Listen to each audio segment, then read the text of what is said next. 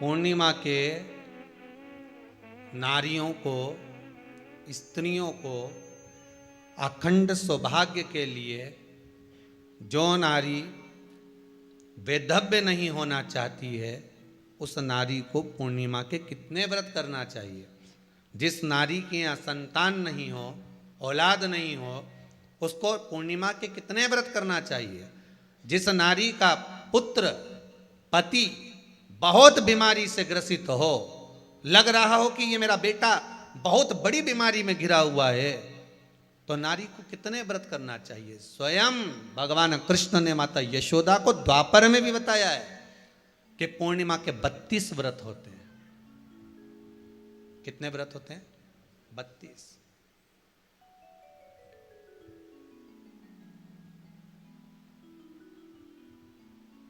स्वयं भगवान कृष्ण यशोदा रानी को, माता यशोदा जी को भी बता रहे हैं 32 व्रत।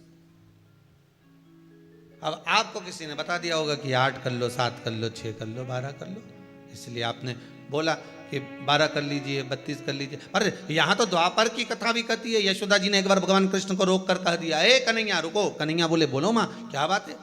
कन्हैया जरा रुकिए, इधर आओ जरा। भगवान कृष्ण आए। हाँ माँ बोलिए। किस जगह का प्रसंग है ये? जिस समय पर राधा रानी कुरुक्षेत्र में नंद बाबा और यशोदा जी को लेकर कुरुक्षेत्र के कुंड में, ब्रह्म सरोवर में स्नान कराने के लिए लेकर जाती है, ग्रहण का समय पर। और जब भगवान कृष्ण उस कुरुक्षेत्र के उस सरोवर में स्नान करने आते हैं, तब यशोदा जी ने अपने लाला से प्रश्न किया है, पूछा है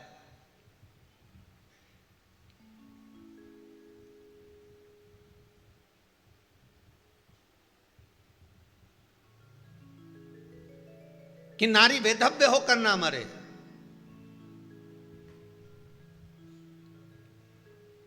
उसका पति कोई रोग से ग्रसित ना हो, उसका पुत्र किसी रोग में ना पड़े।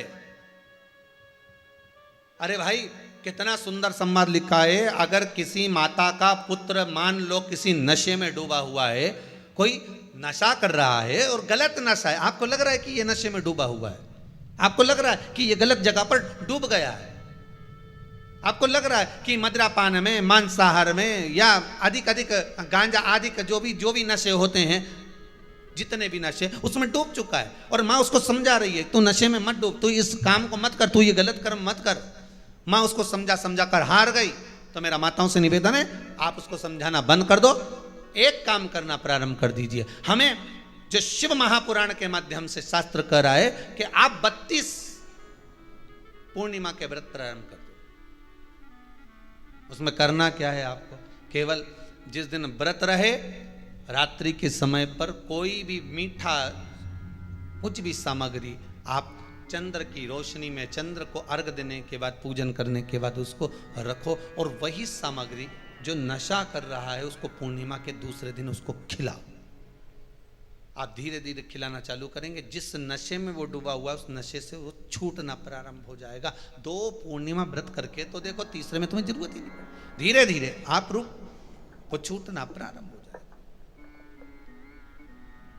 स्वयं भगवान कह रहे हैं, यशोदा मैया ने कन्हैया को रोक लिया कुरुक्षेत्र के उस मैदान में,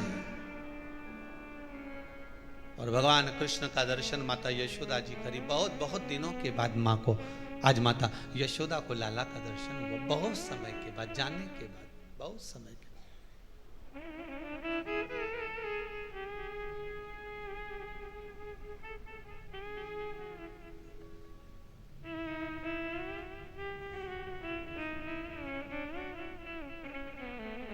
आज नयन में